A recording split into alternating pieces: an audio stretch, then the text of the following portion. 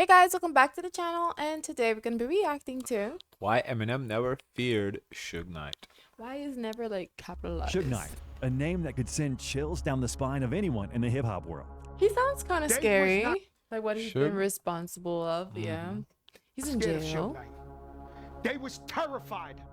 Suge didn't just intimidate, he dominated. Known for using fear, violence, and straight-up cruelty, Suge built his empire by any means necessary.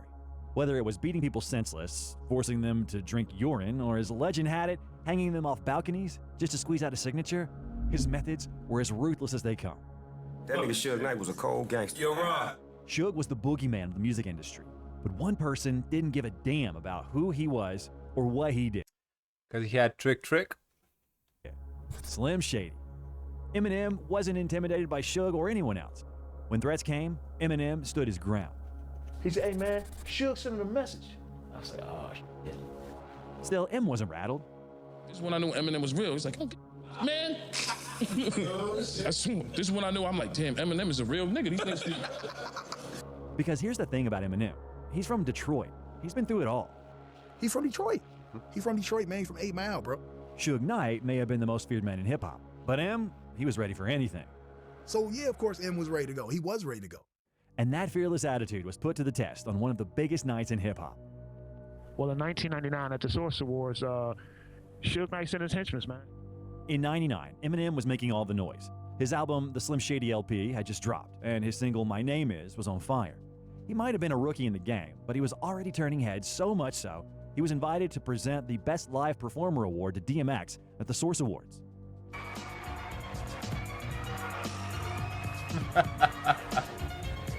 Hello. What up? But what most people didn't know was what was going on right before the cameras rolled. As Eminem made his way to his seat, he found himself surrounded by Suge Knight's goons. M was walking to his seat, I'm standing up to the side, and M was cut off on his way to his seat, and all these guys in red shirts surrounded him. And I'm looking at M's face, and I'm looking at these guys. I'm like, something ain't right.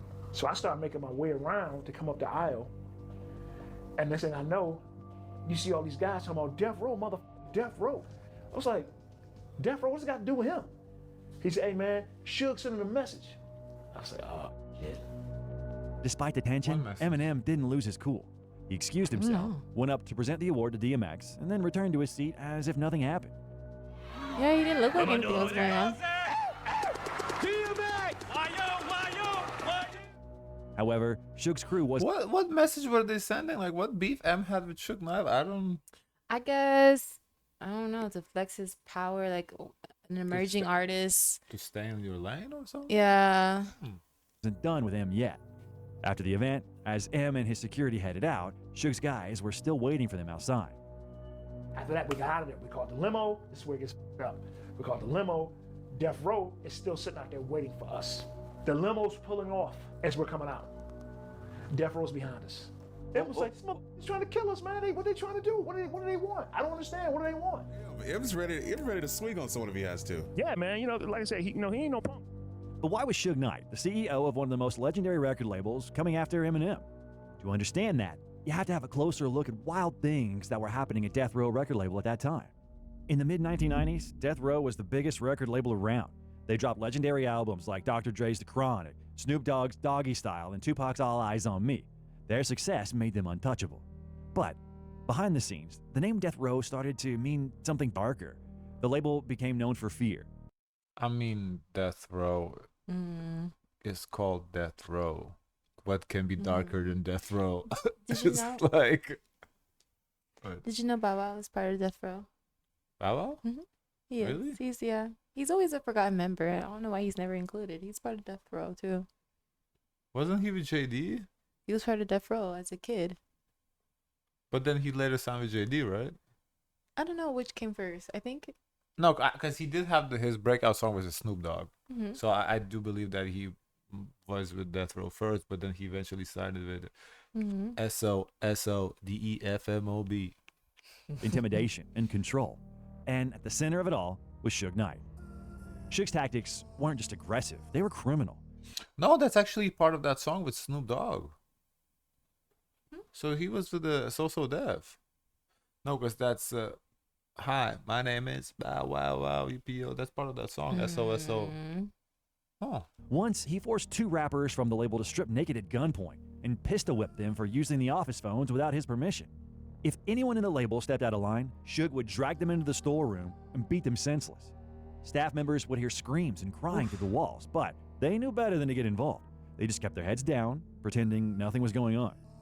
Soon, other artists on the label started following in Suge's footsteps. Violence and chaos became part of the death row culture. Dr. Dre wanted no part of it. All he cared about was making music, not getting caught up in the drama.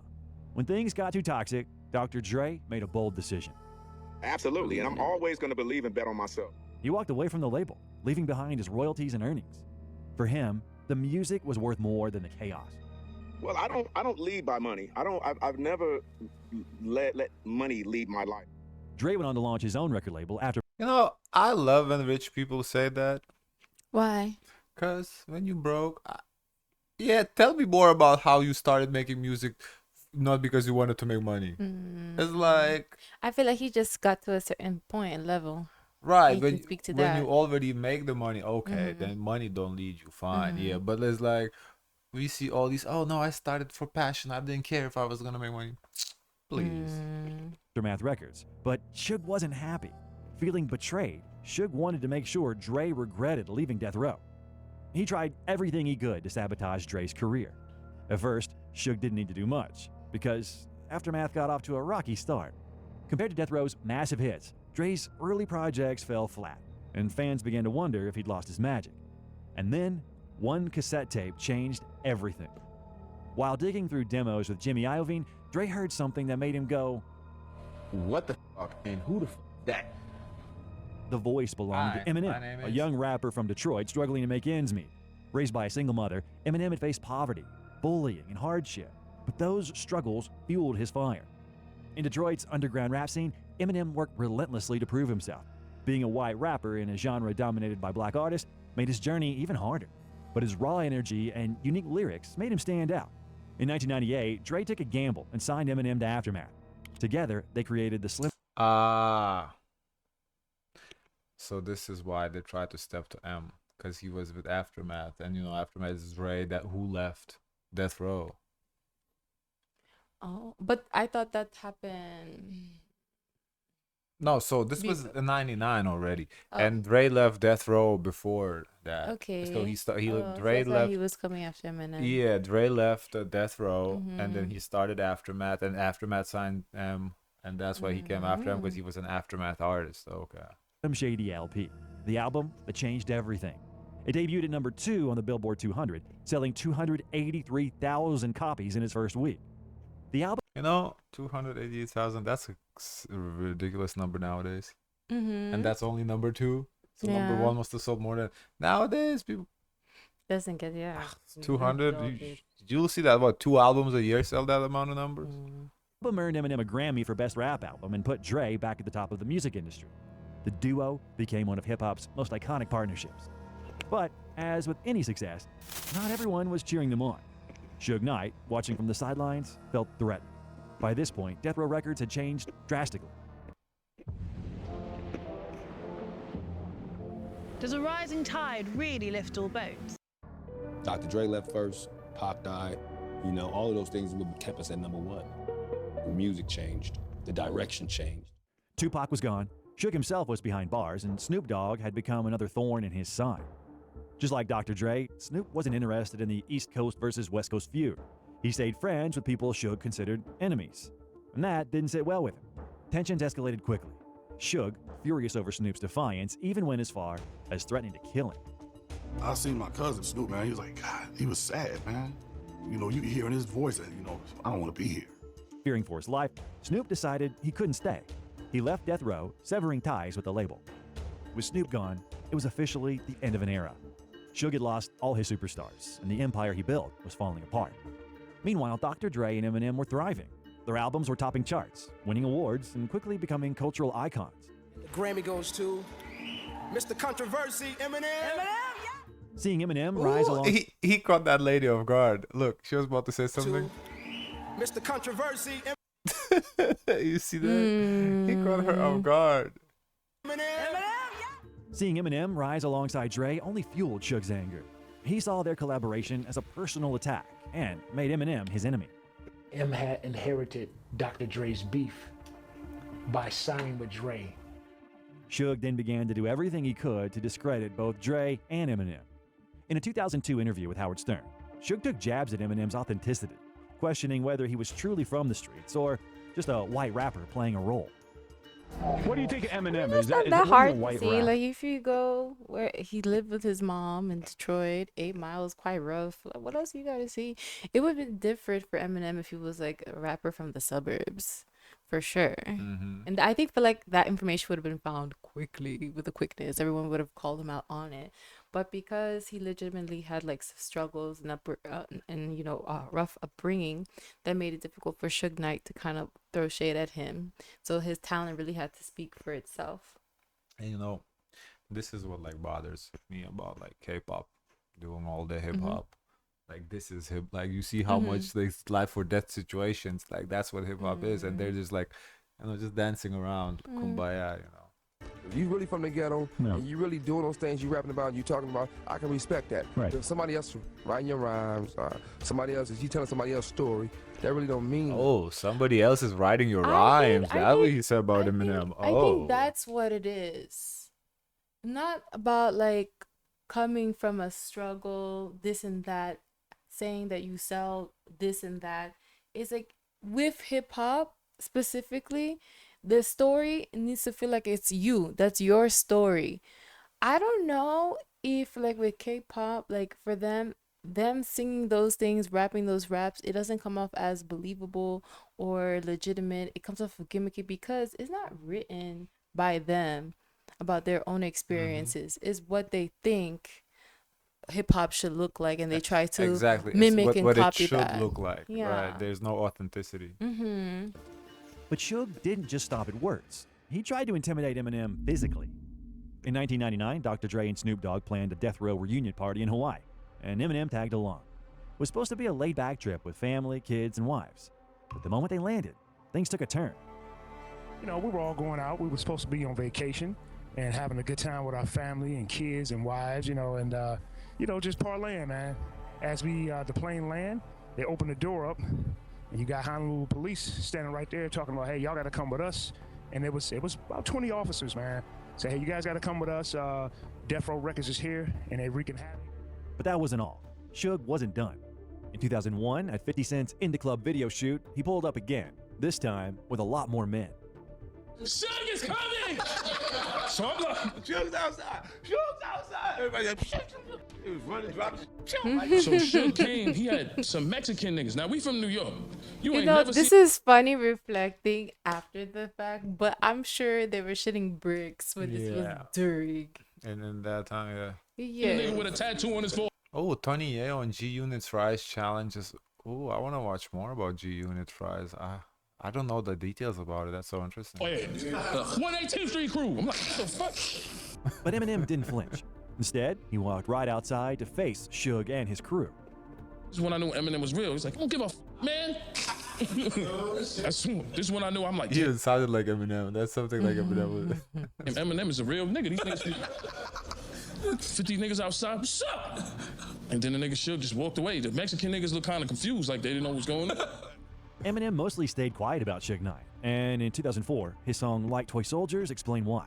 In the track, Eminem revealed that Dre had specifically told him to stay out of the feud with Suge.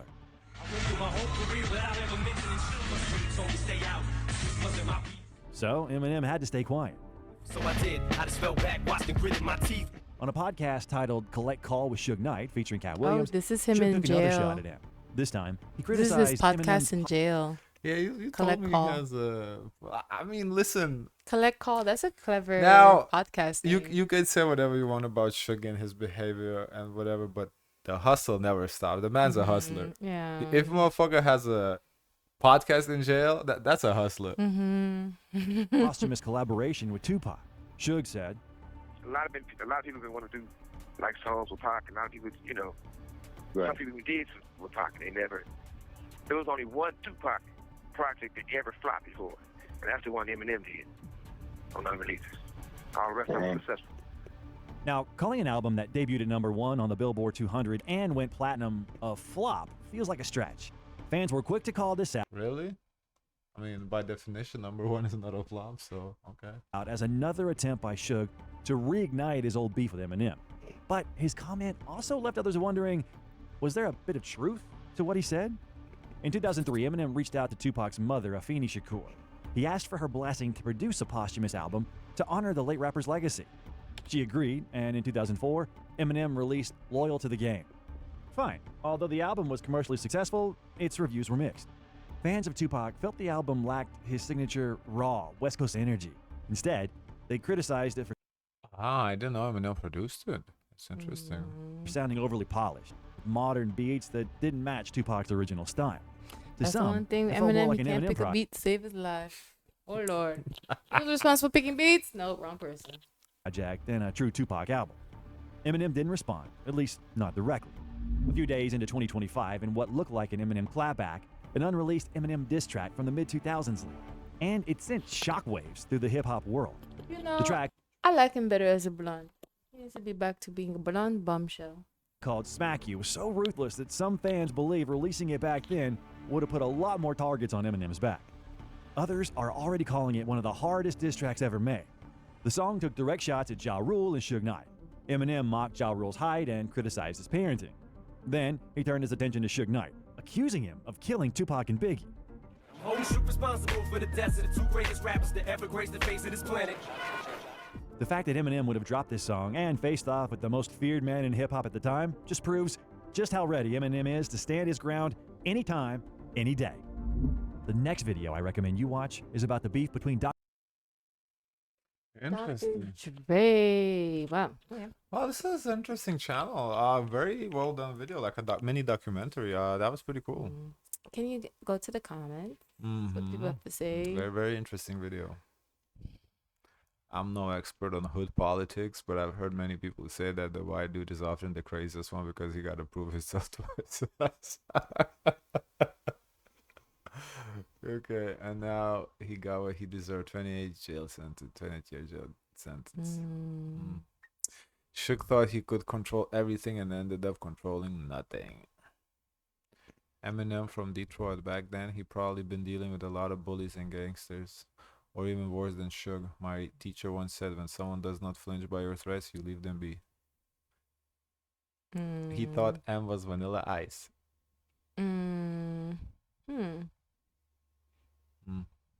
Okay. How old was he at this time? Who, Eminem? He was like in his early 20s. Yeah, I think early 20s, yeah, because it's what? That's a lot. Was 25 years ago, and right now he's about 50-ish. So he was, yeah, about 25-ish or so, yeah. That's really young. That's a lot. And Suge, he's like, what? I think Suge, a they're little about bit the same older? age. They're the same I age? think they're about the same age. Yeah, a couple of years maybe older than but yeah, so, because what? He's not 60. You think Suge is 60 right now? I don't think so. He's big, so to me... He's big. He's big, older. I guess. Oh, guys, of course, let us know your thoughts. Don't forget to like, comment, and subscribe. Join the Discord. And as always, share as much kindness as possible.